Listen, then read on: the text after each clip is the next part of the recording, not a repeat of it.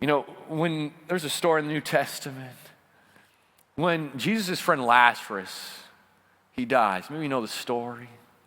And Jesus, he doesn't immediately go to help Lazarus. He waits a few days. Eventually he shows up and Lazarus is dead.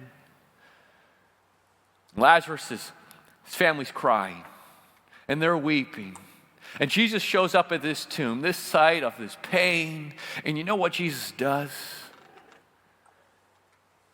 He begins to weep. I've often wondered, why does Jesus weep? Right? He knows that he's going to raise Lazarus from the dead. He knows that he's the resurrection and the life. Why is he so sad? He's sad because his friends are sad. It's what I believe. He cries with them. He weeps with them. Right? And maybe today you know somebody who's going through a hard time. You know somebody who has lost a loved one, who is struggling. Would you be there for him just to weep? Right? When you read the book of Job, and he's going through a hard time, his friends show up, and for a time period, I think it's 3 days, they show up and they just sit with Job and everything's good. But then they opened up their mouth and they started giving Job advice, and it's like, what are you doing, you knuckleheads? Just be quiet. Yes, when friends that we know are going through a hard time, it's not the time to say everything's going to be all right. God's got this. It's a good time to just grieve with them. To pray and say, I'm here.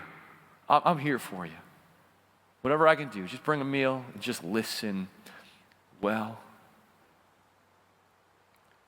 In August, when I was here for a week of work, I oftentimes stay with my friend Ken. Back in March, Ken's wife, Tammy Tora, she was a yoga instructor here for many years. They've done ministry. They housed our church planters when they would come into town. Ken and Tammy, they helped start a mission in Guatemala to help more people come to know Jesus. Tammy just radiated with God's joy.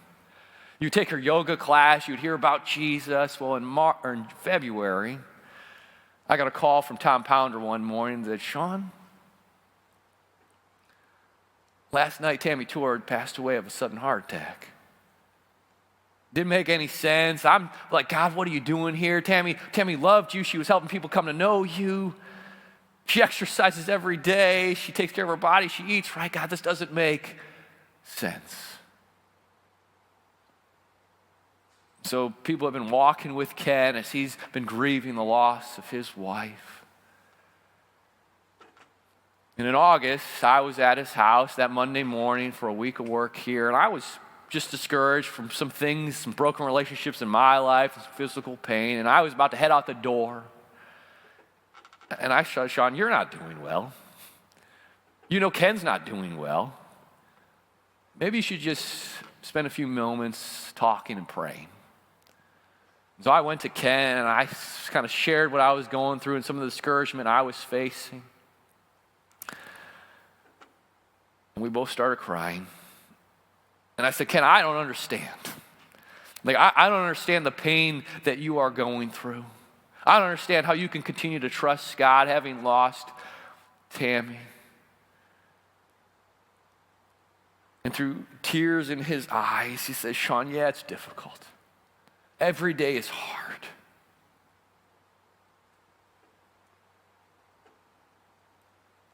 But he said, yesterday I was listening to a sermon. And he said it wasn't even a very good sermon. It made me laugh. But he said the sermon was very clear about what it was about. And the question that the sermon asked me was, is Jesus enough? Sean, I've had to wrestle with that question recently. Is Jesus enough for me? He says it's easy, right? It's easy when everything is going well. Right, when everything's going well, when you have your health, when you have your job, to sing the praises of God, you're enough. In Psalm 23, God, you're my shepherd, and so I shall not want everything. I have everything that I need. But then when you lose your spouse, right, when you lose something so precious to you, then you got to ask the question, is Jesus enough for me? And through tears in his face, he said, Sean, Jesus is enough. Yes, Jesus is enough. And like Job, Ken would say, yes, God, I don't understand. I don't understand why I have to go through this hardship and why it hurts so much and why this grief will always be with me. But the end of the book of Job, Job says this, Job 42:5. He says, God, I once heard reports of you, but now my eyes have seen you. Yeah, before all this, I had heard reports of you, but now my eyes have seen you. Right, what is he saying? He's like, I would never want to go through this again. And I would never want anybody else to experience this, but because of what I went through, you've drawn me closer to you, God.